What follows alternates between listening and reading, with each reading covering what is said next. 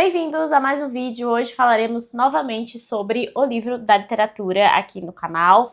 Já tem mais ou menos um projeto de leitura dos livros mencionados, listados aqui no livro da literatura. Inclusive tem um vídeo inicial, acho que é lá de 2022, que eu mostro tudo por dentro aqui, como que é esse livro. É uma das listas mais interessantes, na minha opinião, desses projetos literários que tem, assim. E é curioso porque eu raramente pego esse livro aqui, eu pego a lista para dar uma olhada e procurar coisas para ler naquele momento, mas toda vez que eu atualizo esse projeto, eu percebo que eu acabo seguindo muito o que tem aqui, e acho então que essa lista aqui é uma das mais completas, no sentido de abranger muitas obras que são bem antigas, outras contemporâneas e países diferentes, então eu gosto muito do projeto que tem aqui. Esse livro hoje sai com um projeto gráfico um pouco reduzido, então eu comprei, acho que foi em 2021, foi uma das primeiras compras sobre literatura que eu fiz, então acaba tendo também esse lugar, assim, no meu coração, digamos, desses projetos literários, porque eu lembro quando eu comprei esse livro faz muito tempo e eu fiquei muito fascinada, porque ele é todo ilustrado, é como se fosse, sei lá, uma enciclopédia ilustrada sobre literatura, então tem linhas do tempo, tem textinhos explicando, então é bem legal, gosto bastante, sempre recomendo por aqui, só com esse adendo de que hoje ele não tem esse tamanho, né, tem um tamanho um pouco reduzido. Bom, eu fiz uma lista no List Challenge, eu vou deixar aqui embaixo para vocês, nesse site que é um site de listas, né, o List Challenge, e aqui você consegue ver também quantos você já leu, e eu vou acompanhar aqui para identificar quais eu já li desde novembro de 2024, que foi a minha última atualização para vocês. Eu vou aproveitar até para mostrar um pouco mais o livro para vocês, eu sei que bastante gente gosta de ver por dentro, e a gente começa, então, o livro No Mundo Antigo, e aqui a divisão é de heróis e lendas, e eu acho até que eu só li um livro a mais nessa sessão, tem bastante coisa por aqui. E aqui, claro, a gente tem os grandes clássicos da antiguidade. Então, a gente tem a Epopeia de Gilgamesh, que é basicamente o início da literatura. É um livro que eu já tenho na estante e eu ainda não li. Tem o Livro das Mutações, que é oriental, assim como uma Mahabharata, que também é indiano, se não me engano, oriental, né? Então tem Ilíada, Odisseia. E o primeiro livro que aparece aqui na minha atualização, tem Eneida também, que eu pretendo ler esse ano, mas o livro que eu efetivamente li nessa parte da antiguidade foi Beowulf, que eu li nessa edição aqui, da editora 34, e foi uma leitura interessante, eu até fiz comentários aqui na área de membros. Esse é um livro que tem uma importância muito grande para a literatura inglesa, num todo, e é uma lenda que tem bastante importância, então toda aquela coisa que eu acho que ficou mais no nosso imaginário hoje por conta de Senhor dos Anéis, né, então um dragão que tá guardando um tesouro e um herói que pretende lutar contra esse dragão e toda uma cidade está sendo devastada por causa desse dragão, enfim. Aqui a gente tem então as origens dessa lenda. E essa é uma edição bilíngue também, traz aqui no inglês antigo, né, inglês arcaico, então meio que não dá para entender nada. E é um livro, assim, que é praticamente um estudo sobre Beowulf. Então aqui a gente tem essa edição bilíngue, tem um prefácio do Jorge Luiz Borges e tem tradução pós-fácil e notas de Elton Medeiros, que é um estudioso mesmo na área e nesse poema também. Então essa edição é bem completa. Vamos ver o que diz aqui no livro da literatura. Assim, não foi uma grande leitura para mim, não foi super emocionante, mas é sempre legal a gente identificar as origens dessas grandes histórias, né? E eu percebi, então, que ler algo mais fantasioso nesse sentido, e até Senhor dos Anéis, que eu nunca li, é algo que funciona bem e tem várias analogias claras ali, né, com divindades, enfim, até porque Beowulf meio que foi reescrito depois, na Idade Média, então foi inserida bastante referência religiosa mesmo por conta dessa reescrita. Aqui fala então da poesia do inglês antigo, uma tradição oral, os símbolos que aparecem também em Beowulf, então tá aqui o livro da literatura. Esse foi o livro da antiguidade clássica aqui desse período que eu li. Mil e Uma Noites também não li, tem algumas coisas interessantes também, porque como essa lista eu comecei lá em 2021, né, tem coisas que eu nem conhecia e hoje eu já identifico que vieram pra minha estante, e não foi algo, como eu falei, né, que eu fico procurando a lista o tempo todo, mas é uma coisa meio orgânica, por isso eu gosto bastante dessa lista. Então, por exemplo, a saga de Njal, que foi um livro islandês, se eu não me engano, que saiu pelo Clube de Literatura Clássica, tá aqui. O Livro dos Mortos do Antigo Egito, que eu também tenho na estante. Metamorfoses de Ovídio, Asno de Ouro, são livros que eu tenho na estante e pretendo ler. Vamos ver para o próximo aqui, que eu li. Então, nessa página que vai até a Idade Média praticamente, eu não li mais nada. Aí depois vem aqui do Renascimento ao Iluminismo, essa parte do livro da literatura. Começa em 1308, mais ou menos, com a Divina Comédia, que foi um livro que eu já li, né? Mas eu já tinha lido também quando fiz essa atualização. E vai até 1789, que é a data da Revolução Francesa. Então começa aqui com a Comédia de Dante, esse livro maravilhoso, que com certeza será relido durante a minha vida. Então, quem sabe eu traga mais pro canal, né, quando eu for reler. Porque primeira leitura de Divina Comédia, gente, não tem como absorver, sei lá, nem um terço, eu acho, do livro, porque é um livro muito profundo, né? Canterbury, vamos lá, Gargantua e Pantagruel, os Lusíadas, histórias, né, que eu já comentei nos vídeos anteriores sobre esse projeto. Vamos ver qual que é o próximo aqui que eu li. Ó, vai passar por todo esse período e eu não li nenhum livro deste período aqui, especificamente no último ano e alguns meses. Tem A Morte de Arthur aqui, do Thomas Malory, que é um livro, inclusive, que está na minha lista de 30 livros para ler antes dos 30 anos. Eu tenho um tempinho aí, eu quero fazer a leitura desse livro. Viagens de Gulliver, Tom Jones, enfim, bastante coisa importante. Aí depois a gente vai, então, para o século XIX. Então eu vou pegar aqui no livro da literatura, quando que começa no século XIX, o romantismo e a ascensão do romance. Eu acho que esse aqui foi o período que sempre teve mais leituras mesmo dessa lista, né, do livro da literatura, porque eu sempre gostei bastante de romances do século XIX. Então é aqui que tá, por exemplo, Orgulho e Preconceito, Jane Eyre, Morro dos Ventos Vivantes, Moby Dick, enfim. Ivan Roé também, que na época não tinha uma edição recente aqui no Brasil, também tem a edição do Clube, que eu tenho na estante. Os Três Mosqueteiros, Frankenstein. Curiosamente, eu não li nada desse período aqui, mas aí a gente parte para a representação da vida real, né? Que é a parte que começa com o realismo ainda no século XIX. Aqui também tem bastante coisa lida. Eu acho que a maioria é do século XIX das minhas leituras. Mas enfim. Então, na representação da vida real, temos aqui Alice no País das Maravilhas, que foi um livro que eu li no início desse ano, 2026, e não sei, não pegou muito bem pra mim, não. Tá aqui a edição que eu usei. Essa edição da Dark Side, uma edição bem bonita, bem caprichada. Mas enfim, pra mim foi uma coisa muito nonsense e não teve nada que me fez parar pra pensar, assim, e parar pra achar um ritmo, uma linha de raciocínio nesse livro, assim. Tem muitas frases bonitas, frases bem filosóficas, tem bastante filosofia, né, em Alice, bastante coisa que as pessoas refletem filosoficamente, mas, sinceramente, eu esperava mais, eu esperava que tinha alguma linearidade, assim, alguma lógica nas coisas, e não foi isso que eu encontrei. Então eu achei muito nonsense pra mim e não funcionou muito bem por aqui. Até aqui tem bastante coisa, tem alguns símbolos que eles identificam aqui no livro da literatura, e tem até uma referência a Harry Potter aqui no final. Aí o próximo que eu li, que tá bem aqui, tem bastante informação também, é Guerra e Paz, de Lev Tolstói. Um livro que apareceu bastante aqui no canal, porque foi um projeto de leitura que eu fiz ano passado. Na área de membros, eu fiz vários vídeos abertos, mas muito mais conteúdo exclusivo na área de membros, se você quiser ler e acompanhar meus comentários também, dá pra acessar, desde que você faça assinatura aqui da área de membros, né? E Guerra e Paz, assim, foi uma das melhores leituras que eu fiz, e esse aqui é só um volume, né? São 2 volumes que tem. Esse livro é um calhamaço, então ele te acompanha por muito tempo. Mas tem personagens, assim, incríveis e muito bem desenvolvidos. Tolstói, ele tem uma capacidade única de desenvolvimento de personagens e de ambientação de cenário. Eu acho ele incrível e sempre me lembra muito aqui no Brasil, Érico Veríssimo. Então não é à toa que Érico Veríssimo é o meu escritor brasileiro preferido, e Tolstói atualmente acho que dá pra dizer que é o meu autor russo preferido, porque a partir de Guerra e Paz eu fiquei muito abismada com o que eu encontrei aqui. Foi uma história incrível que eu poderia acompanhar assim por meses e meses. Se tivesse mais história eu leria, mesmo sendo um livro de mais de 1.500 páginas. Tem vários livros aqui do século XIX que eu quero fazer a leitura ainda. Middlemarch, por exemplo, que tenho aqui na estante. Júlio Verne, que eu vivo dizendo que eu queria ler e ainda não li.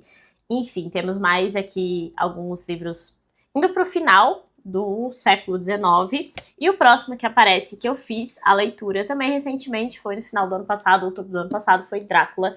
Essa minha edição aqui tem o texto só do lado. Aqui não aparece na capa o título, mas enfim, Drácula, de Bram Stoker, que foi um livro que eu não morri de amores. Eu não sei, esperava mais, assim, do que eu ia encontrar. Ele é um romance epistolar perfeito na forma, mas o conteúdo não me deixou, assim, tão conectada com a história. Eu gostei, eu achei bem feito, muito bem escrito, mas o final, sei lá, achei que esperava mais, achei que ia encontrar mais coisas e mais profundidade naquele final de Drácula. Mas é um ótimo livro, uma ótima história.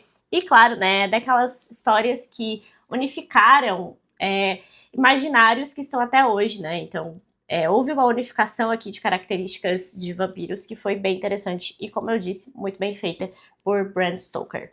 Eu nem sei se eu falei sobre isso, mas aqui no final de cada período histórico do livro da literatura tem uma lista de leituras adicionais. Então são livros que não tem uma página exclusiva para eles aqui de análise, mas que também são comentados aqui como leituras essenciais. E o próximo livro que aparece aqui é Grandes Esperanças, do Charles Dickens, justamente o último vídeo que apareceu aqui no canal de resenha, né? Então a última resenha que eu fiz foi de Grandes Esperanças, um livro que me surpreendeu bastante. Eu adoro o Dickens e quero muito ler tudo que ele escreveu, porque eu acho que ele é um romancista incrível e uma capacidade incrível, assim, de fechar enredo, de não deixar a ponta solta, de não deixar muita coisa pra gente completar histórias. A história está ali, redondinha, basta que a gente preste atenção no desenvolvimento desses personagens, nos desdobramentos e nas reflexões que o Dickens vai deixando também nas suas obras. Então eu amei esse livro aqui e tem vídeo, né, detalhando melhor então como foi essa minha leitura, caso vocês tenham interesse. Um livro que eu esqueci de mencionar, que ainda estava no período anterior aqui no livro da literatura, mas acabei de marcar, foi o Conde de Monte Cristo. Leitura que eu fiz no início desse ano, também fiz vídeo explicando um pouco sobre o que eu senti lendo o Conde de Monte Cristo, que é um novelão. É uma história bem interessante para quem não está acostumado a ler calhamaços, ou mesmo quem não tem tanto costume de ler clássicos, mas gosta de aventura, de histórias bem desenvolvidas. Também é um livro que faz a gente ficar grudado assim na história, né, querendo saber o que vai acontecer. Então o Alexandre Dumas tem uma capacidade incrível de grudar o leitor no livro. Só que eu tive algumas questões aqui com o Conde, e eu acho sinceramente que o Conde de Monte Cristo funciona melhor para quem ainda está se aventurando pelos clássicos. Talvez conhecer outras grandes obras do mesmo período, de autores ali mais ou menos do mesmo período que o Dumas, e com alguns estilos diferentes de, sei lá, romance psicológico, análise da realidade, como o próprio Dickens faz, por exemplo, ou Victor Hugo, enfim, outros grandes escritores ali do período. Não sei, parece que dá uma reduzida naquilo que Alexandre Dumas fez. Eu não acho que seja um livro ruim, também não acho que seja uma questão de esse livro não é um clássico da literatura, porque muita coisa que se tem hoje, por exemplo, no cinema, que trata sobre vingança, vem também do Conde de Monte Cristo. É uma das maiores e mais importantes histórias de vingança da literatura. Mas o estilo do Dumas não me pegou tanto assim, e não sei. Eu acho que, na verdade, eu não gosto muito de histórias aventurescas, sabe? Não é uma coisa que me atrai tanto, e aqui a gente tem muito disso, aqui em Conde de Monte Cristo. Seguindo aqui, ainda no século XIX, o próximo livro lido foi Mulherzinhas, da Louisa May Alcott, e eu adoro esse livro aqui. Eu sei que é um livro muito criticado por muitas pessoas, por ser um livro muito educacional, digamos, então é muito uma história para ensinar meninas a ter as virtudes corretas e tal. Só que eu gosto demais do desenvolvimento aqui dessas personagens, a gente acompanha principalmente 4 irmãs, então desde a infância, a juventude delas, assim, então a gente percebe tanto o amadurecimento como as coisas comuns do dia a dia, assim. Eu tenho um certo apreço por obras que conseguem transmitir a beleza do cotidiano nessas histórias, e eu acho que esse livro faz isso muitíssimo bem. Não é um livro para você esperar, sei lá, grandes profundidades e temas super pesados, mas existem sim temas pesados e tratados com uma delicadeza bem bonita, assim, pela Louisa May Alcott. Então é um livro que eu recomendo. E eu tenho um vídeo também fazendo uma defesa efusiva desse livro pelas tantas críticas que ele recebe, assim. Mas eu gosto bastante de Mulherzinhas. Acho que agora completamos aí as leituras que eram do século XIX, para fechar essa parte do livro. E depois nós temos, é claro, o modernismo com o rompimento com as tradições. Aí a partir, claro, do século XX, né? Início do século XX. Vamos ver o que aparece por aqui. Ainda, né, nessa parte aqui da lista, tem bastante coisas que pretendo ler em breve, inclusive esse ano, por exemplo, O Idiota, do Dostoiévski, que tá ali na parte final do realismo. Tem Martin Fierro, tem mais livros do Thomas Hardy, que eu adoro. Então a gente chega no século XX e já temos aqui uma leitura que eu fiz, que foi A Metamorfose, de Franz Kafka. Eu fiz um vídeo que eu achei que ficou interessante, assim, sobre esse livro, porque eu fiquei impressionada. Kafka, assim, tem uma escrita que é incômoda. Você não consegue ler Kafka como se fosse, sei lá, um Dickens da vida, porque não é uma leitura que vai te dar muito acalento, digamos. É uma leitura para você se confundir, para você refletir, para você pensar em coisas da sua vida ali que não estejam muito corretas, digamos. Então, A Metamorfose é um livro muito impactante e que vai provavelmente impactar de forma diferente a partir das suas próprias dores, né? É um livro que é muito bom e é muito importante para a literatura. Tem bastante coisa até aqui no livro da literatura sobre ele, justamente por conta dessa importância, né, de Kafka. Então foi um livro que eu li, eu gostei bastante. E tem vídeo exclusivo aí pra ele, como eu comentei. Tem Fernando Pessoa, tem... que mais aqui do período do início? Mário de Andrade, inclusive tá nessa lista aqui do livro da literatura. Khalil Gibran. A Montanha Mágica tá por aqui e eu pretendo fazer a leitura muito em breve, né? Provavelmente vou ler em junho, julho e agosto, enfim, tá ali no meu calendário para fazer a leitura aqui na área de membros. Berlim Alexanderplatz também é um livro que me atrai um pouco, assim, eu já vi algumas vezes por aí. Não vejo muita gente lendo, mas parece muito interessante. É do Alfred Döblin. Não sei como é que fala isso, porque é alemão. Enfim. Tem Vidas Secas também, que é outro livro que eu vivo falando que eu preciso ler e eu enrolo, porque todo mundo fala daquele capítulo que se chora bastante, etc. Joseph Conrad aparece aqui com frequência nessa lista. Proust também, estamos de olho aí em Proust. Já tenho o meu box aqui para fazer a leitura, né? E o próximo livro que aparece aqui dos modernistas e que eu fiz a leitura é Retrato de um Artista Quando Jovem, do James Joyce. Tá aqui a edição que eu li. Fiz a leitura no ano passado e foi um livro que, assim, passou longe de me agradar, digamos assim. Tem algumas partes bem interessantes. O que mais me atraiu foi o conflito do Dédalus, que é o personagem aqui, com a religião. E aqui a gente tem um livro com bastante fluxo de consciência, então você tá ali na cabeça desse personagem, que já é um personagem meio problemático, só que de forma desordenada, de forma também escrita diferente a partir da infância, juventude. Então, é um livro que o Joyce vai começar, eu acho, a sua experimentação, né, na escrita. E eu confesso que ler esse livro me deixou com menos vontade de ler Ulisses, porque, não sei, eu tenho a impressão que o fluxo de consciência da Virginia Woolf funciona muito melhor para mim do que o fluxo de consciência do James Joyce. Não sei se vai continuar dessa forma, se em algum momento eu vou sentir mais vontade de ler Ulisses, mas até o momento vamos deixar aí em stand-by, né? Então tá aqui, o Retrato do Artista Quando Jovem aparece na lista de leituras adicionais desse período aqui, que é o início do século XX, né? Eu acho que agora só aparece livros posteriores a esse período. Não, ainda aqui, nessa lista de leituras adicionais, a gente também tem O Som e a Fúria, de William Faulkner, que foi uma leitura que eu fiz ano passado. Eu também comentei um pouco sobre essa leitura. Esse aqui é um livro que demanda releituras para que você entenda melhor a coisa, eu não tenho a menor dúvida disso. E isso me fascinou muito. O enredo desse livro é uma decadência familiar no sul dos Estados Unidos, que é muito bem feita, assim, e a ambientação, o estilo de escrita, que também tem uns toques, assim, de fluxo de consciência. O fato de ter 4 narradores diferentes ali a cada capítulo. São 4 capítulos, 4 partes, né, do livro, narrados por pessoas diferentes. Os 3 primeiros narradores são extremamente problemáticos, mas o que o Faulkner fez aqui foi muito genial. Eu fiquei muito impressionada, assim, com a genialidade dele na escrita desse livro. E é um livro que, né, como eu falei, sem dúvida será relido e será melhor estudado nessas releituras. E ainda desse período também temos aqui, em 1939, As Vinhas da Ira, do John Steinbeck. Foi a última leitura de 2025.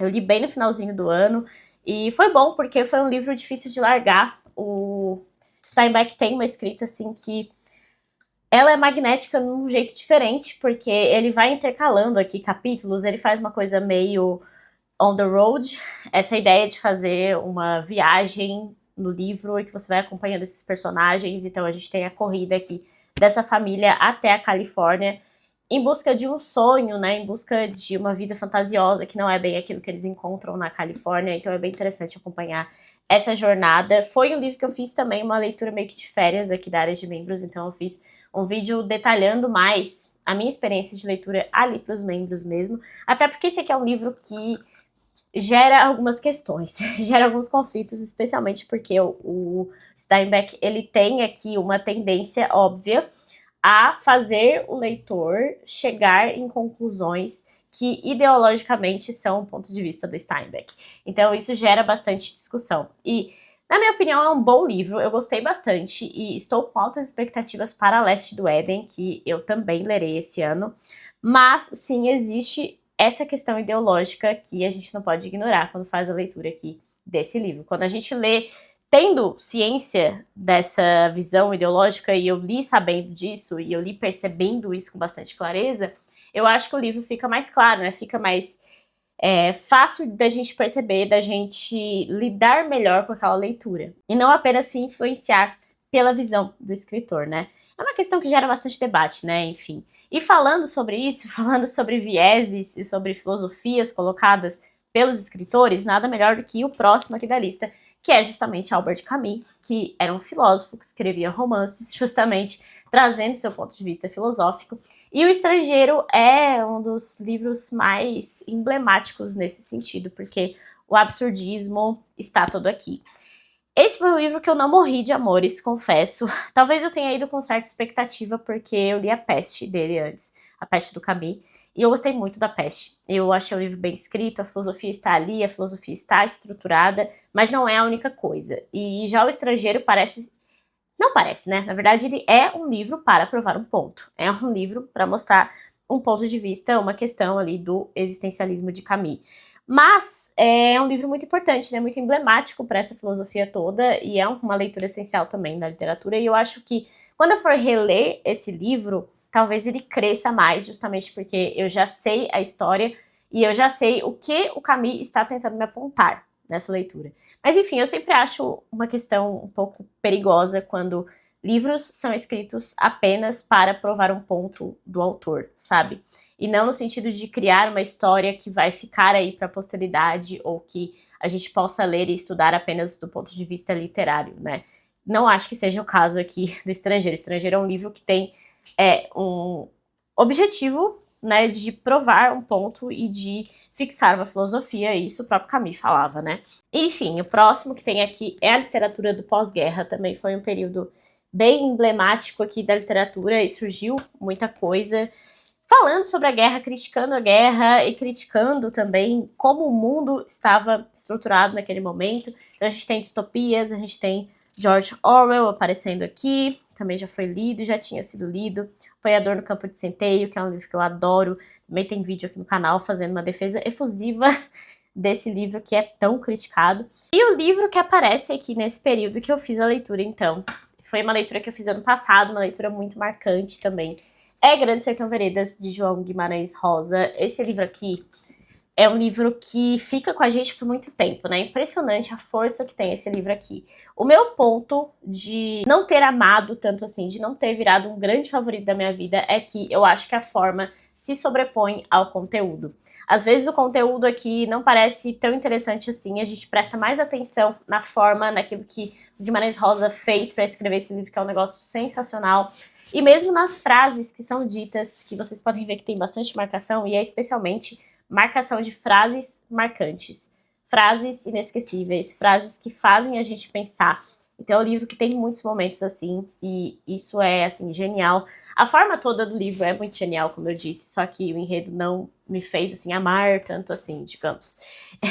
É difícil falar sobre isso, porque tem muita gente que tem esse livro como preferido da vida, e muita gente, inclusive, classifica esse livro como o melhor livro da literatura brasileira, então desbancando o Machado de Assis. Eu acho muito curioso o fato de que Machado de Assis morre no ano em que Guimarães Rosa nasce, e eles são considerados os dois maiores escritores da literatura brasileira. Enfim, curiosidade aleatória. E ele tá aqui, então, no livro da literatura, nesse ladinho aqui a gente tem Grande Sertão Veredas, e eu fiz um vídeo sobre como ler e entender esse livro, porque é um livro que é bem complexo e Eu acho que é um dos livros mais abandonados da literatura brasileira por conta da sua complexidade. Mas é pela forma com que o Guimarães Rosa fez e estruturou mesmo esse livro, e super dá pra passar por isso, dá pra vencer esse desafio, e vale muito a pena, porque é um livro espetacular. Vale a pena demais. Mesmo não tendo entrado nesses preferidos da minha vida, como eu falei, é um livro incrível e eu ainda penso nele muitas vezes. Também será muito relido por aqui.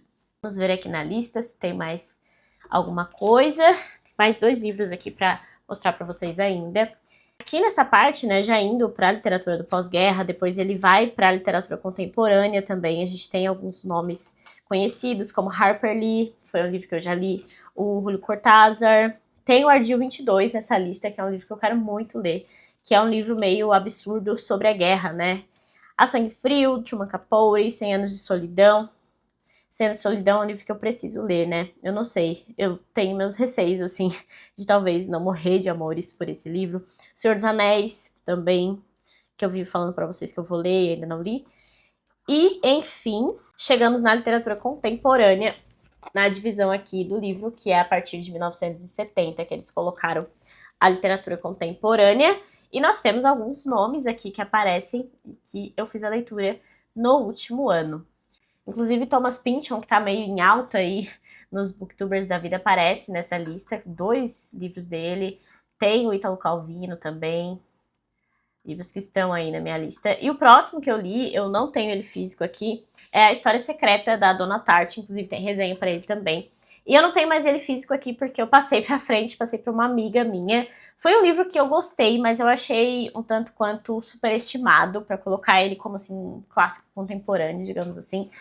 Porque, sei lá, ele tem referências gregas, referências clássicas, tem uma ideia de culpa e de castigo que é interessante, uma coisa meio Crime e Castigo de Dostoiévski na universidade, nos tempos atuais, nos Estados Unidos, enfim.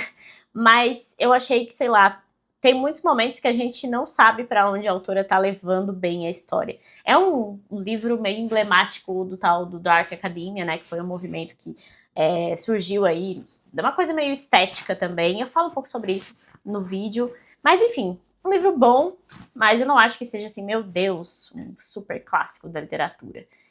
E tem mais um livro aqui que aparece nessa parte da literatura contemporânea, que eu fiz a leitura. Vou mostrar pra vocês aqui no livro, se tem alguma coisa. Ó, a História Secreta da Dona Tartt aparece aqui, tem uma paginazinha pra ele, um livro da literatura. E o próximo e último que eu li aqui nessa atualização está na leitura adicional.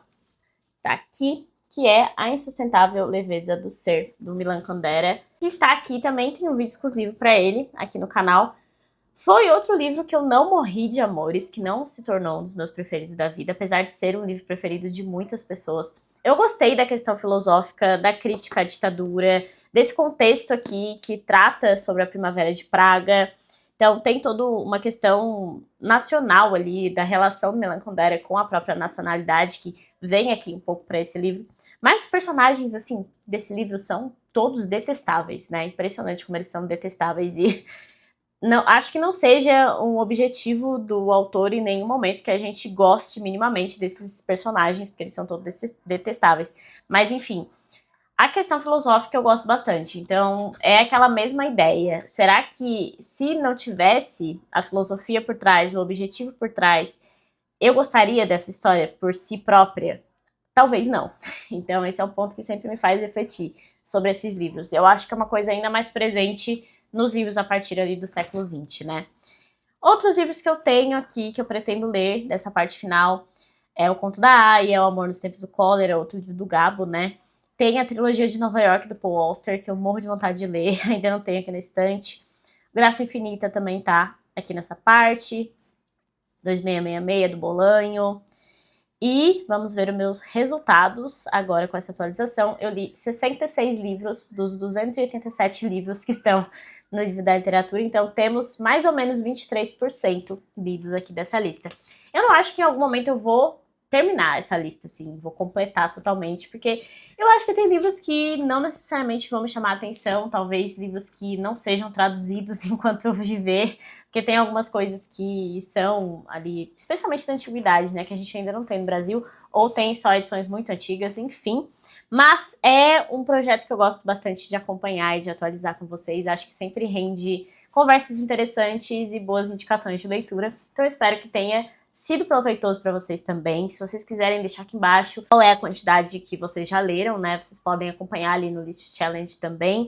Indicar livros que apareceram e eu ainda não li. Enfim, fiquem à vontade. Se vocês gostaram desse vídeo, deixem aí as suas curtidas, hype, enfim, tudo isso ajuda bastante o canal a crescer. Inscreva-se no canal também, isso é muito importante para mim. E até o próximo vídeo.